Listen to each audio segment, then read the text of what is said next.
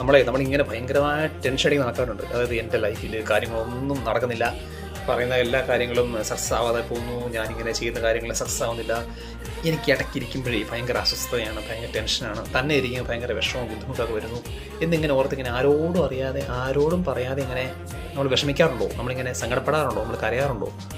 ഒറ്റ കാര്യം മനസ്സിലാക്കിയാൽ മതി, ദൈവം എന്തിനു വേണ്ടിയാണോ നമ്മളെ ഈ ഭൂമിയിലേക്ക് വിട്ടേക്കുന്നത് അതുപോലെ ജീവിച്ചെങ്കിൽ മാത്രമേ ദൈവം ആഗ്രഹിക്കുന്നത് പോലെ നമുക്ക് നമ്മുടെ ലൈഫിൽ സന്തോഷം കണ്ടെത്താൻ പറ്റത്തുള്ളൂ. ദൈവം ആഗ്രഹിക്കുന്നത് പോലെ സമാധാനത്തിൽ ജീവിക്കാൻ പറ്റത്തുള്ളൂ. ദൈവം ആഗ്രഹിക്കുന്നത് പോലെ ടെൻഷൻലെസ് ആയിട്ട് നമുക്ക് പോകാൻ പറ്റത്തുള്ളൂ. എങ്ങനെ? ദൈവം ആഗ്രഹിക്കുന്നത് പോലെ നമ്മൾ ദൈവത്തിൻ്റെ പദ്ധതി മനസ്സിലാക്കണം, ദൈവത്തിൻ്റെ പ്ലാൻ മനസ്സിലാക്കണം. അപ്പോൾ മാത്രമേ ദൈവം ആഗ്രഹിക്കുന്നത് പോലെ നമുക്ക് പോകാൻ പറ്റത്തുള്ളൂ.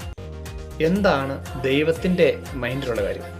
എഫേസ്യർ 1:4 തൻ്റെ മുമ്പാകെ സ്നേഹത്തിൽ പരിശുദ്ധരും നിഷ്കളങ്കരുമായിരിക്കാൻ ലോകസ്ഥാപനത്തിന് മുമ്പേ അവരുടെ നമ്മെ തിരഞ്ഞെടുത്തു.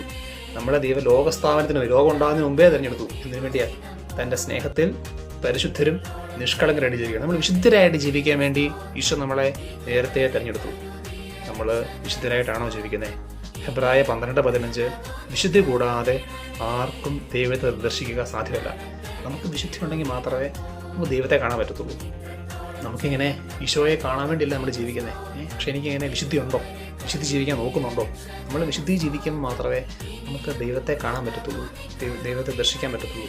നമ്മൾ ഹൃദയവിശുദ്ധിയുള്ളവർ ഭാഗ്യവാന്മാർ, അവർ ദൈവത്തെ കാണും. മത്തായി 5:8 ഹൃദയവിശുദ്ധിയുള്ളവർ ഭാഗ്യവാന്മാർ, അവർ ദൈവത്തെ കാണും. നമ്മുടെ ലൈഫിൽ നമ്മൾ ഈശോ ആഗ്രഹിക്കുന്നത് പോലെ ജീവിക്കണം. നമ്മളിങ്ങനെ ഒരു വിശുദ്ധിയില്ലാതെ, പ്രത്യേകിച്ച് ഒരു വിശുദ്ധിയില്ലാതെ നമ്മളിങ്ങനെ ഒരുപാട് പ്രാർത്ഥനകളൊന്നും ചെയ്ത് കൂട്ടിയിട്ട് കാര്യമൊന്നുമില്ല. ഇങ്ങനെ ഒരു വിശുദ്ധിയില്ല, ആൾക്കാരുടെ ദേഷ്യം, ബുദ്ധിമുട്ട്, കഷ്ടപ്പാട്, ഇതൊക്കെ എന്നിട്ട് നമ്മളൊരു വിശുദ്ധിയില്ലാതെ ഇങ്ങനെ തന്നെ ചെയ്ത് കൂട്ടിയിട്ടേ പ്രത്യേകിച്ച് കാര്യമൊന്നുമില്ല. അപ്പോൾ 12:1 നിങ്ങളുടെ ശരീരങ്ങളെ വിശുദ്ധവും ദൈവത്തിന് പ്രീതികരവുമായ സജീവ ബലിയായി സമർപ്പിക്കും. ഇതായിരിക്കണം നിങ്ങളുടെ യഥാർത്ഥമായ ആരാധന.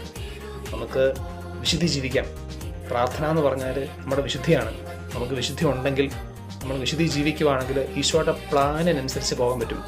ഒരു സിറ്റുവേഷൻ വരുമ്പോൾ നമുക്ക് വിശുദ്ധി ഉണ്ടെങ്കിൽ ഈ സിറ്റുവേഷൻ ഈശോ എന്താണ് ആഗ്രഹിക്കുന്നത് അതുപോലെ നമുക്ക് പോകാൻ പറ്റും. ഒരു പ്രശ്നം വരുമ്പോൾ നമുക്ക് വിശുദ്ധി ഉണ്ടെങ്കിൽ ഈശോയെ കേൾക്കാൻ പറ്റും. നമുക്ക് വിശുദ്ധി ഉണ്ടെങ്കിൽ ഈശോയെ കേൾക്കാൻ പറ്റും, ഈശോയെ കാണാൻ പറ്റും. അപ്പോൾ ആ പ്രശ്നത്തിൽ കർത്താവ് ആഗ്രഹിക്കുന്നത് പോലെ നമുക്ക് മൂവ് ചെയ്യാൻ പറ്റും. യഥാർത്ഥ സമാധാനം വേണോ? യഥാർത്ഥ സന്തോഷം വേണോ? യഥാർത്ഥ ആശ്വാസം വേണോ? വിശുദ്ധിയിലായാൽ മതി. വിശുദ്ധി ജീവിക്കുക. ഈശോ നമ്മളോട് സംസാരിക്കും. ഈശോ ആഗ്രഹിക്കുന്നതിന് പോകാൻ പറ്റും.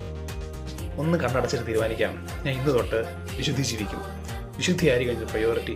വിശുദ്ധിയായിരിക്കും എൻ്റെ ഫസ്റ്റ് പ്രയോറിറ്റി എന്ന കാര്യം ഉള്ളിൽ തീരുമാനിക്കുക. മുമ്പോട്ട് പോവുക.